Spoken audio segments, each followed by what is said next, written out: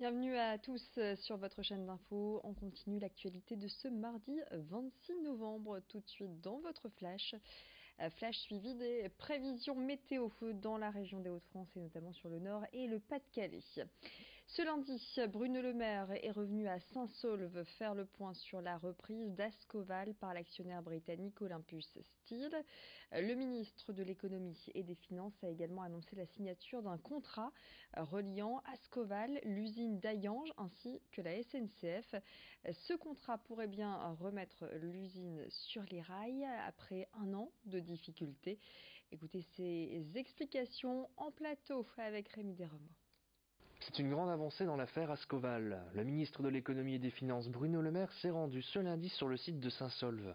Il y a un an, il s'était déjà rendu à l'Aciérie. Il affirmait à l'époque sa volonté de sauver Ascoval, un site majeur de l'industrie dans le Valenciennois, alors en plein redressement judiciaire. Un an plus tard, Bruno Le Maire estime avoir tenu ses engagements.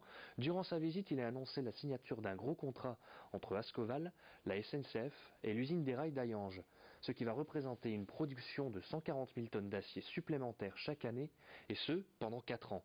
La commande d'acier sera effective à partir de septembre 2020 et servira à la fabrication de rails pour SNCF Réseau. Une bonne nouvelle, reconnaissent les syndicalistes, il faut dire que depuis sa reprise par le britannique Olympus Steel, Ascoval tourne au ralenti. L'Aciérie n'a produit en 2019 que 66 000 tonnes d'acier, ce qui implique que depuis juillet, les salariés de l'usine ne travaillent qu'une semaine sur 2. Cette commande devrait donc permettre à l'usine de retrouver son rythme de croisière. Les syndicats restent malgré tout sur leur garde. Ils souhaitent d'abord passer 2020, période à laquelle les 270 salariés de l'usine espèrent enfin souffler et se sentir rassurés. Les Restos du Cœur lancent aujourd'hui leur campagne hivernale. 35 ans après la création de l'association Parcoluche, 73 000 bénévoles œuvrent dans toute la France pour assurer l'aide aux plus démunis.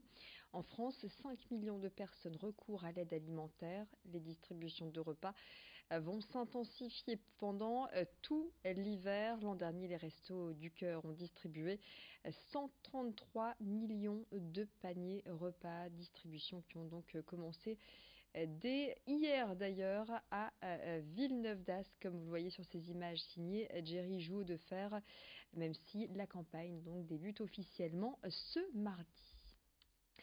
À Lille, l'Institut pour la photographie a ouvert ses portes le 11 octobre en plein cœur du Vieux-Lille, dans les locaux de l'ancien lycée Lalo. Plus qu'un lieu d'exposition, l'Institut pour la photographie entend assurer une mission culturelle publique avec une sensibilisation à la photo auprès des scolaires, des expérimentations, mais aussi un soutien à la culture photographique, la recherche ou encore la création. Ce projet est initié par la région Hauts-de-France en collaboration avec les Rencontres d'Arles. Jusqu'au 15 décembre, 7 artistes y sont exposés sur le thème extraordinaire. Ils proposent un regard sur le quotidien. Reportage. C'est la région Hauts-de-France qui a l'initiative de l'Institut pour la photographie.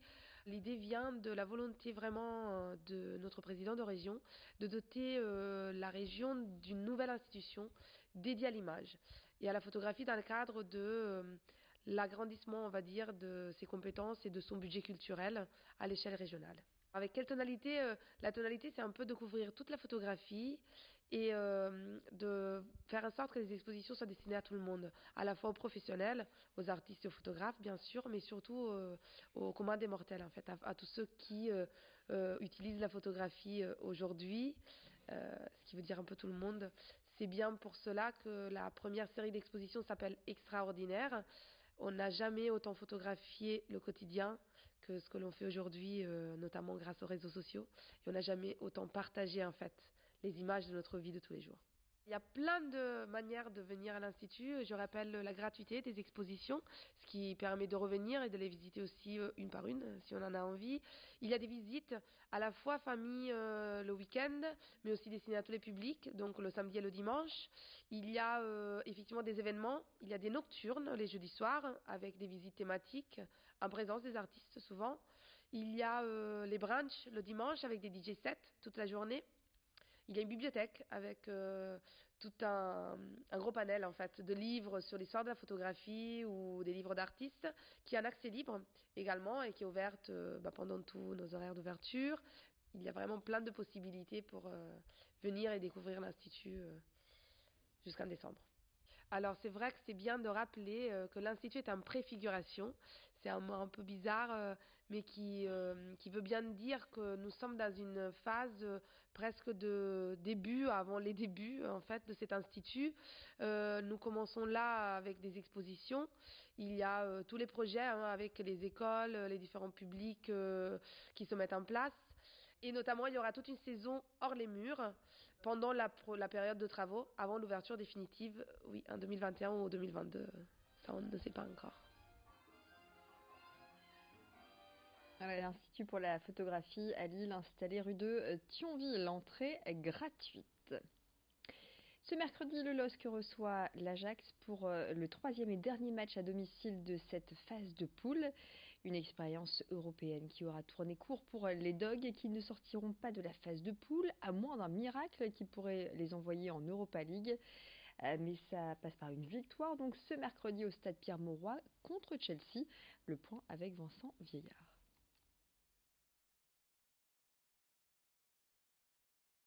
Voilà, c'est fini. 3 petits matchs à la maison et la Ligue des Champions s'arrête déjà pour des Dogs trop inexpérimentés au plus haut niveau, mais aussi pas forcément respectés par les arbitres, comme par exemple contre Chelsea, ou encore face à l'Ajax Amsterdam, où ils auraient largement pu obtenir un penalty en tout début de rencontre pour cette main hollandaise qui aura finalement été non sifflée, mais pas de regret au match aller. Les Hollandais étaient beaucoup trop forts pour les hommes de Christophe Galtier et s'étaient imposés 3-0. Alors qu'est-ce qui a changé depuis ce match aller?